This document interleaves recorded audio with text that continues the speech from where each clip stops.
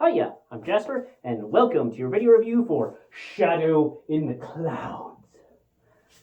As always, I'm going to give you the good, the bad, and the furry. To start off with the furry, this happens relatively early on, so I don't really think of it as much of a spoiler.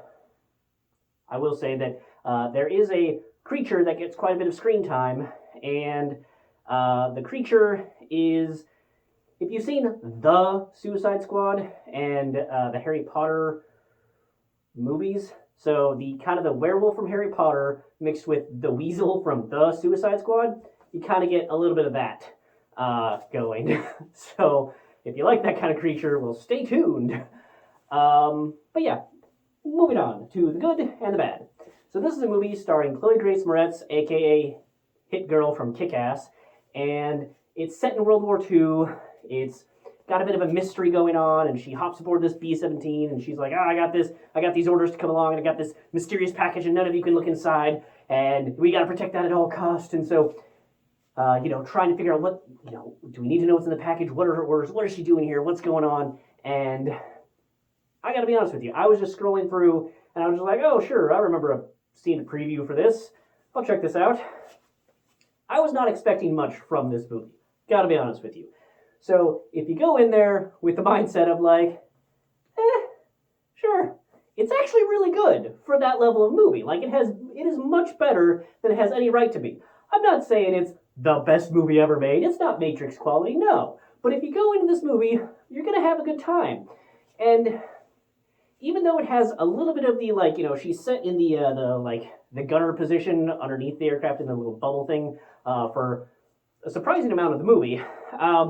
It does not quite have that feel of like the movies where it's just a single actor just talking on the phone, driving in a car, or just, one actor just being there. Like I realize that she is there on the screen by herself most of the time with people, on the radio, but it doesn't feel too cramped. It doesn't feel like they were like trying to save on budget by just having that.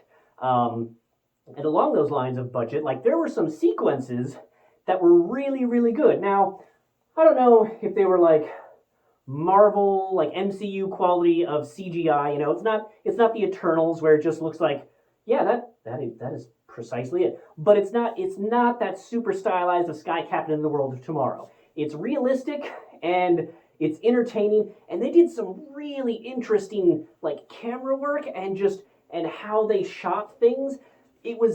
It kept me interested and going, and I just thought like, man, this is a unique style of film, and I really enjoyed it, and I'm looking forward to, at least I think I'm looking forward to, seeing more of this type of style with the camera and the whatnot in future movies that get even more attention, because I don't think this movie got a whole lot of press and or box office. I don't know, I didn't check, but it just, from how quickly I think it went out of theaters, I just don't think it got as much as it could have. So I would say that if you go in there, now again, not Matrix level quality, so don't go in there with too high of expectations.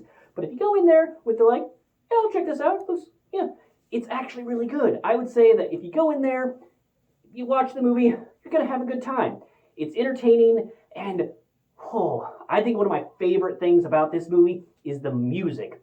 The music choices that they had were just absolutely phenomenal, and it was really fun to watch some of these sequences with the music choices that they had. It was just, it was so good.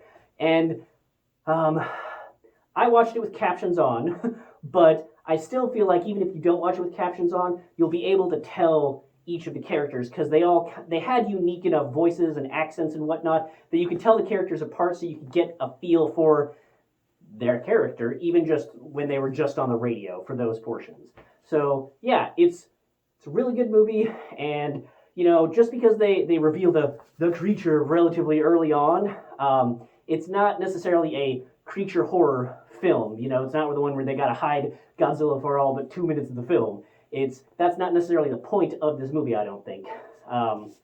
So yeah, it's really fun, it's entertaining, excellent music. Chloe Grace Moretz knocks out of the park as usual. Her supporting cast, the dialogue and whatnot, it's very snappy and it works, and there's a good sequence. So again, kept me entertained, kept me interested, had good pacing, had really awesome camera work, and didn't feel like it was under budgeted or trying to just work on like one single itty bitty set, you know?